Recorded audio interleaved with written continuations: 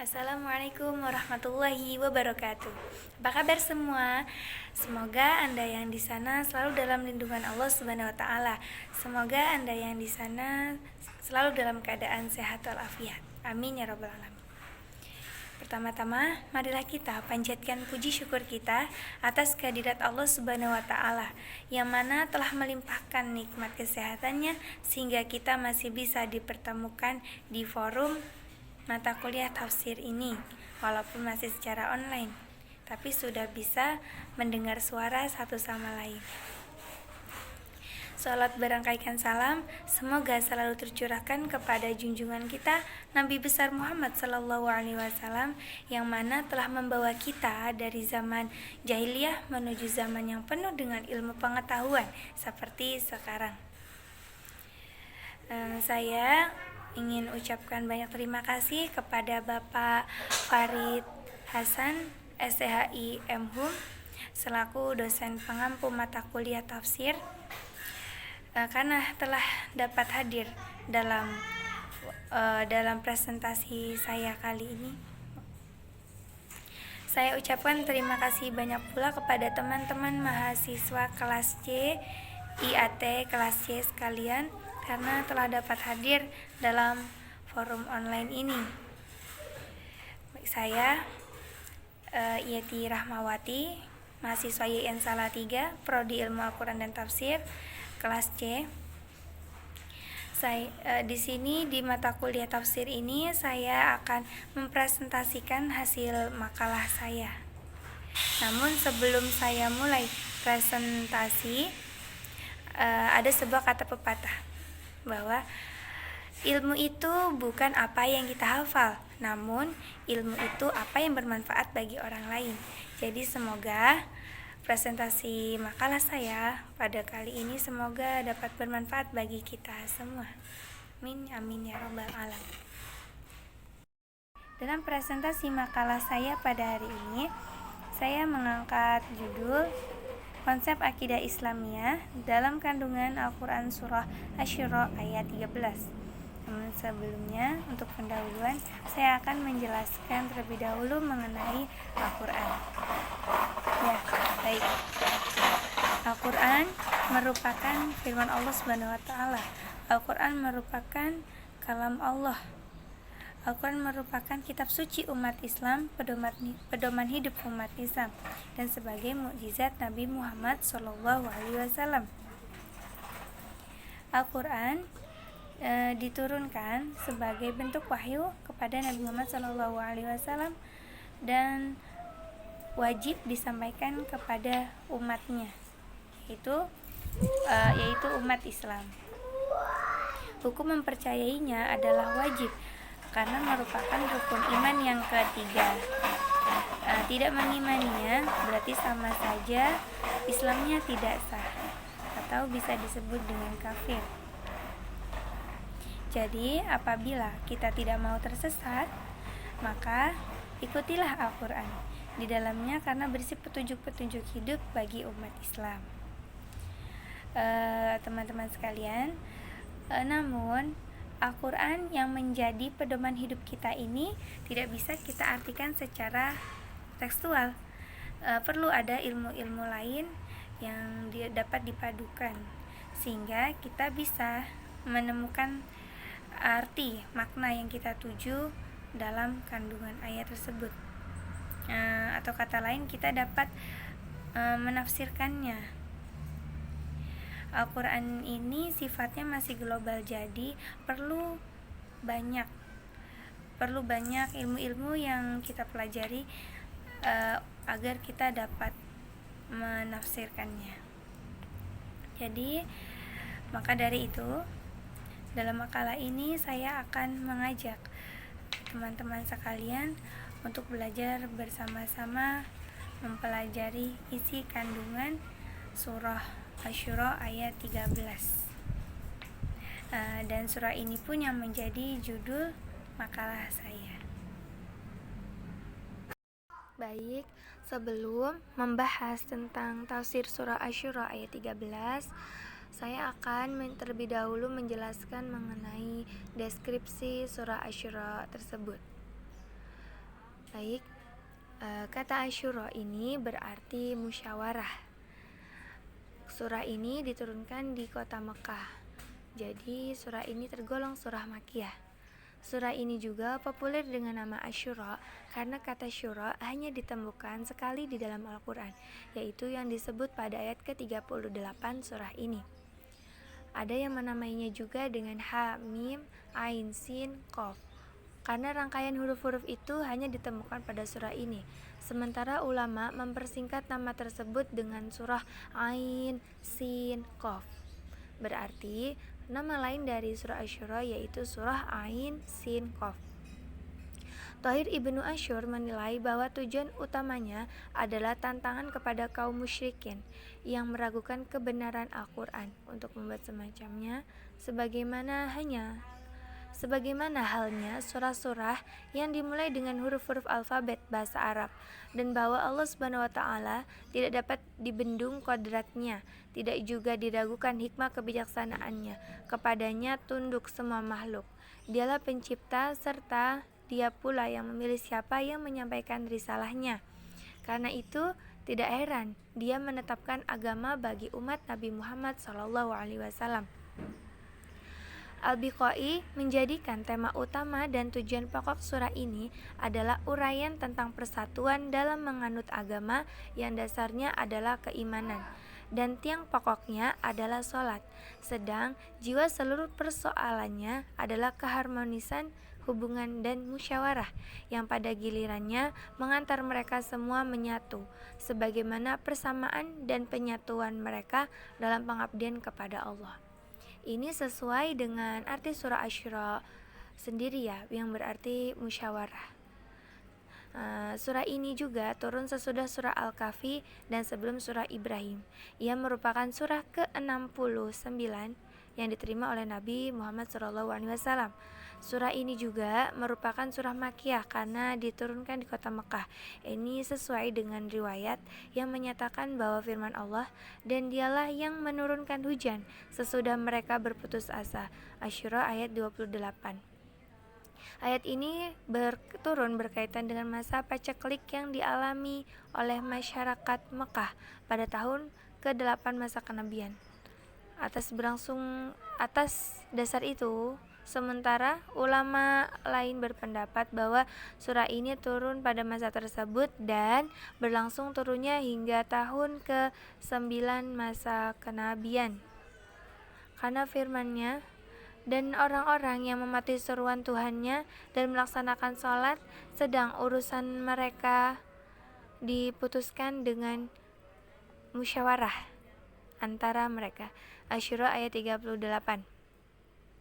Turun pada malam Al-Aqabah, menyangkut sahabat-sahabat yang kemudian menjadi cikal bakal lahirnya kelompok Ansor di Madinah.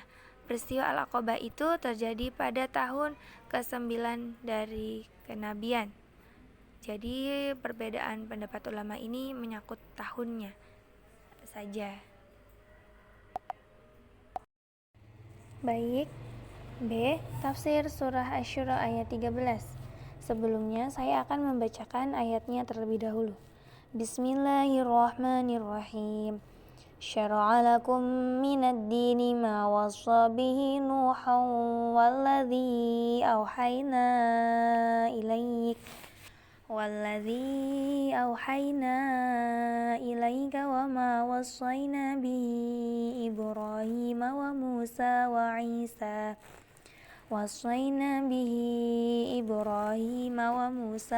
Isa an aqimud dina wa la tatafarraqu fihi kabura 'alal musyrikina ma tad'uuhum ilaihi Allahu yajtabi ilaihi man yasha'u wa yahdi ilaihi man yunib.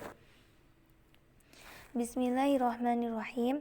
Syara'a telah mensyariatkan siapa Allah lakum bagi kalian semua minad dini dari agama ma pada apa wasa telah mewasiatkan siapa Allah bihi dengan ma Nuhan kepada Nabi Nuh waladzi dan Nabi auhayna telah mewahyukan siapa kami ilaika kepadamu Nabi wama dan apa waswaina telah mewasiatkan siapa kami bihi dengan ma.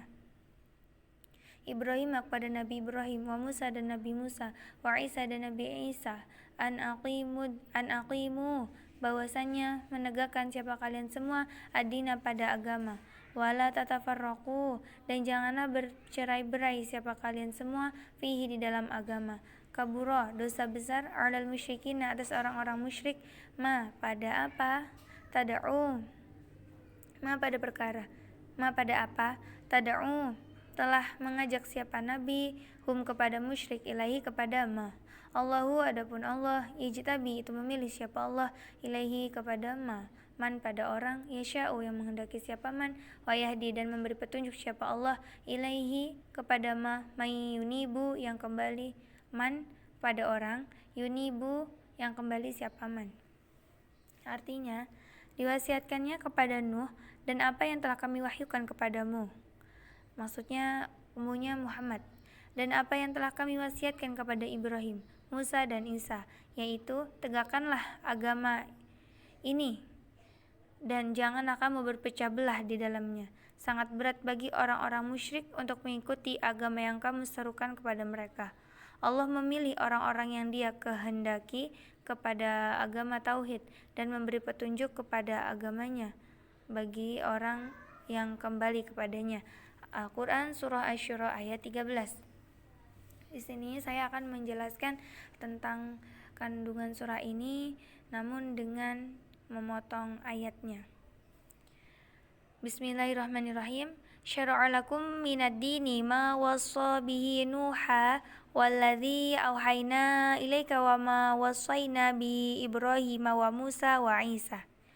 Dalam ayat tersebut, Allah memerintahkan untuk mengikuti agama yang telah disyariatkan kepada Nabi Nuh dan Rasul-Rasul setelahnya yang mempunyai syariat-syariat dan Rasul Ulul Azmi. Di sini Allah menyuruh untuk mengikuti agama tersebut dengan suruhan yang kuat. Nabi-nabi tersebut pun disebutkan dengan khusus karena martabat mereka yang tinggi dan kemasyhuran mereka yang pesat. Juga karena hati orang-orang kafir pun cenderung mengikutinya, karena kebanyakan mereka sepakat atas kenabian tokoh-tokoh tersebut, khususnya orang Yahudi terhadap Nabi Musa dan orang Nasrani terhadap Nabi Isa alaihissalam. Dan kalau tidak, maka hal itu pun karena setiap nabi diperintahkan dengan satu perintah, yaitu menegakkan agama Islam, yaitu tauhid. Berarti prinsip-prinsip syariah dan hukum-hukum itu tidak berbeda dengan adanya perbedaan masa, seperti beriman kepada Allah, hari kiamat, para malaikat, dan juga melakukan akhlak mulia. Namun, tidak berbedanya di sini hanya bentuk prinsipnya saja. Media bungkusnya bisa berbeda, seperti halnya prinsip sholat. Arti sholat itu sendiri adalah doa.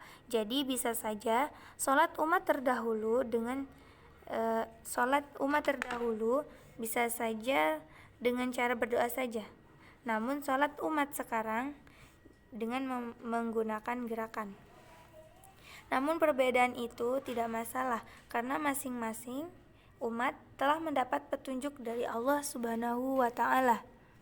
Ayat ini merupakan isyarat bahwa apa yang disyariatkan kepada mereka semua bersumber dari Allah Subhanahu wa Ta'ala yang sempurna ilmu dan hikmatnya, dan bahwa semua itu adalah merupakan agama lama yang telah disepakati oleh para rasul. An aqimud dina wa la tatafarraqu fih. Maksud dari ayat ini adalah Allah memerintahkan untuk menjadikan agama ini, Islam, yaitu agama tauhid, menjadi tegak senantiasa buat selama-lamanya, dan peliharalah ia, jangan sampai terjadi penyelewengan atau keguncangan. Jangan sampai agama ini sampai ada yang mencampur adukannya dengan syariat agama yang lain, apalagi sampai ada yang berani mengganti isi kandungannya, sebagaimana kaum Yahudi yang telah mengubah isi kitab Tauratnya. Dan janganlah kamu berpecah belah mengenainya, yakni kamu melakukan sebagian dan meninggalkan sebagian yang lain. Larangan di sini merupakan larangan berpecah belah mengenai prinsip-prinsip syariat. Jadi dalam prinsip-prinsip syariat kita dilarang keras untuk berpecah belah. Apabila terdapat perbedaan pendapat dalam memaknainya, hendaklah umat Islam melakukan musyawarah agar tidak terjadi konflik salah menyalahkan. Karena Allah sendiri melarang kita untuk berpecah belah. Selanjutnya, kabura 'alal musyriki nama tad'uuhum ilaih. Ayat ini berkenaan dengan pernyataan Allah bahwa orang-orang musyrik itu berat untuk menerima seruan yang disampaikan kepada mereka agar mengesahkan Allah dan meninggalkan sesembahan selain Allah. Dan di ayat selanjutnya, Allahu yajtabi ilaihi man yasha'u wa yahdi ilaihi man yunib. Allah memilih siapa yang Dia kehendaki di antara hamba-hambanya dan mendekatkan mereka kepadanya dengan pendekatan kemuliaan dan memberi taufik kepada orang yang bertaubat dari kemaksiatan-kemaksiatan sehingga dapat melakukan ketaatan kepada Allah dan mengikuti kebenaran. Maksudnya adalah barang siapa yang datang kepada Allah dan melakukan ketaatan kepadanya, maka Allah akan menyambutnya dengan memberikan kepadanya petunjuk dan bimbingan, yaitu akan diluaskan dadanya untuk menerima bimbingan dan Allah akan memudahkan urusannya untuk menerima. Jadi walaupun ada orang musyrik, ada orang kafir, kemudian dia bertaubat, Allah pun akan senantiasa menyambutnya dengan memberikan kepadanya petunjuk dan bimbingan. Namun bukan orang-orang non-muslim saja yang bertaubat, orang Islam juga yang melakukan dosa besar kemudian bertaubat mau mendekatkan diri kepadanya, akan Allah bimbing juga, Allah akan sambut juga dengan memberikan petunjuk. Jadi di sini sudah jelas sekali rahmat yang Allah berikan kepada kita. Jadi siapa saja yang memiliki dosa besar ingin bertaubat kepada Allah, jangan segan-segan, jangan takut Allah itu tidak mau menerima taubat kita. Di sini sudah jelas Allah akan menyambutnya dan memberikan kepadanya petunjuk dan bimbingan. Kesimpulan dari surah Asy-Syura ayat 13 ini adalah bahwa ajaran syariat yang Allah sampaikan kepada kita, prinsip-prinsipnya itu sama dengan ajaran syariat yang telah Allah sampaikan kepada nabi-nabi dan umat terdahulu. Dan Allah juga memerintahkan untuk memelihara agama ini, jangan sampai terjadi penyelewengan dan perpecahan. Allah juga mengatakan bahwa orang-orang musyrik itu berat untuk menerima seruan yang disampaikan kepada mereka agar mengesahkan Allah. Namun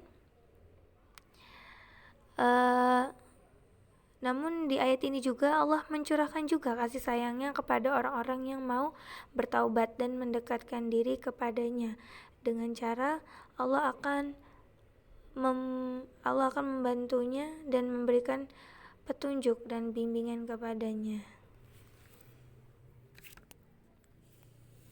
Kemudian selanjutnya C, pengimplementasian kandungan ayat dalam kehidupan sehari-hari. Kandungan ayat surah Asy-Syura ini, kandungan surah Asy-Syura ayat 13 ini dapat kita implementasikan dalam kehidupan sehari-hari. Contohnya, 1. Dalam kehidupan bermasyarakat dan beragama, tentunya banyak pendapat-pendapat yang berbeda antara satu dengan yang lain dalam mengartikan sebuah makna istilah. Misal tentang hukum berjihad. Karena pemikiran yang berbeda-beda itu sebaiknya melakukan musyawarah agar tidak terjadi perpecahan. Contoh kedua, Sebagai umat yang menganut agama Islam, sudah seharusnya kita menjalankan perintah Allah dan mendekatkan diri kepadanya. Bisa dengan cara sholat dengan tepat waktu dan memperbanyak berzikir agar selalu mengingatnya. Arti berzikir juga adalah mengingat, ya kan? 3. Memperdalam ilmu agama dengan cara sering mendengarkan ceramah, kultum, dan khotbah, baik secara langsung atau tidak. Itu pun dapat menumbuhkan rasa cinta dan yakin bahwa Allah itu Maha Esa lagi Maha Penyayang dan merupakan petunjuk syariat yang benar. Dan di zaman sekarang pun, apabila kita ingin mendengarkan ceramah, bisa dengan cara yang mudah, dengan membuka YouTube, membuka ceramah-ceramah Ustadz, Kiai, kita sudah bisa mendengarkan siraman pencerah hati. 4. Apabila merasa mempunyai dosa besar, ingin bertaubat, jangan takut untuk meminta ampunan kepada Allah, karena Allah pasti akan menerimanya dan Allah akan membimbingnya. Terakhir, penutup. Jadi kesimpulan yang telah saya rangkum dalam surah Asy-Syura ini itu meliputi isi kandungannya. Isi kandungannya meliputi tauhid, memelihara agama, larangan berpecah belah, kaum musyrik itu berat menerima risalah, karunia Allah terhadap orang-orang yang mau bertaubat dan mendekatkan diri kepadanya, dan wahyu Allah itu satu dan ajaran yang benar itu pun satu. Allah memerintahkan kita agar beriman dan mengesahkannya. Allah juga memerintahkan kita agar memelihara agama dan jangan sampai terjadi perpecahan. Jadi apabila banyak pendapat di dalam agama tersebut, hendaknya bermusyawarah agar tidak terjadi perpecahan. Bermusyawarah ini sudah saya jelaskan di deskripsi surah Asy-Syura sendiri, karena arti Asy-Syura sendiri yaitu bermusyawarah. Kaum musyrik itu berat untuk menerima risalah, namun apabila ada yang mau bertaubat dan mendekatkan diri kepadanya, baik itu kafir maupun muslim, Allah akan memberikan karunia-Nya dengan membukakan pintu taubat dan akan menyambutnya. Wahyu yang Allah turunkan kepada para rasul itu satu dan ajaran yang benar atau lurus pun itu satu.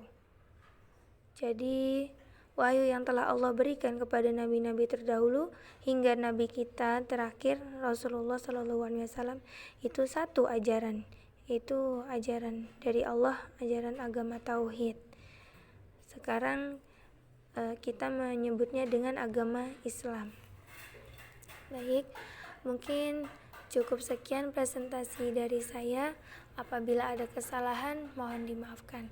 Karena kesalahan itu datang dari saya sendiri, dan apabila ada kebenaran, itu datangnya dari Allah Subhanahu wa taala. Wal afwa minkum. Wassalamualaikum warahmatullahi wabarakatuh.